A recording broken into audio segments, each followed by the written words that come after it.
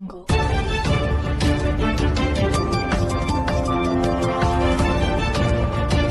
Biratnagar 4 રસ્તાથી canal road સુધીની traffic સમસ્યા હવે ગંભીર ચિંતાનો વિષય બની ગઈ છે.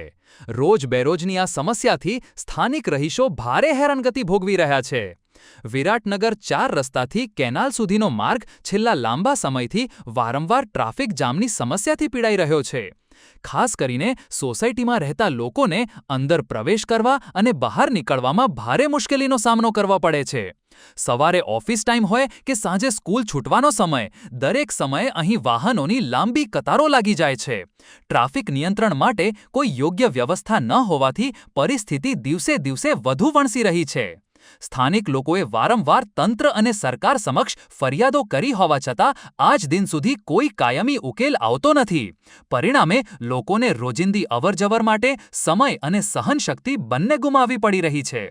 આ વિસ્તારથી સ્કૂલના બાળકો, વૃદ્ધો અને દર્દીઓની અવરજવર પણ થતી હોય છે, પરંતુ ટ્રાફિકના કારણે કોઈપણ સમયે એક ગંભીર અકસ્માત થવાની ભીતિ સતત મંડરાઈ રહી છે. પ્રશ્ન એ છે કે જો ટ્રાફિકના કારણે કોઈ મોટો અકસ્માત થાય તો તેની જવાબદારી કોણ લેશે? તંત્ર જાગશે કે પછી કોઈ અનહોની પછી પગલાં લેવામાં આવશે? હવે સ્થાનિક લોકોની એક જ માંગ છે કે તાત્કાલિક ટ્રાફિક નિયંત્રણ માટે યોગ્ય આયોજન કરવામાં આવે અને આ સમસ્યાનો કાયમી ઉકેલ લાવવામાં આવે. આવા જ સ્થાનિક લોકોનો. વિરાટનગર, વંદે સમાચાર.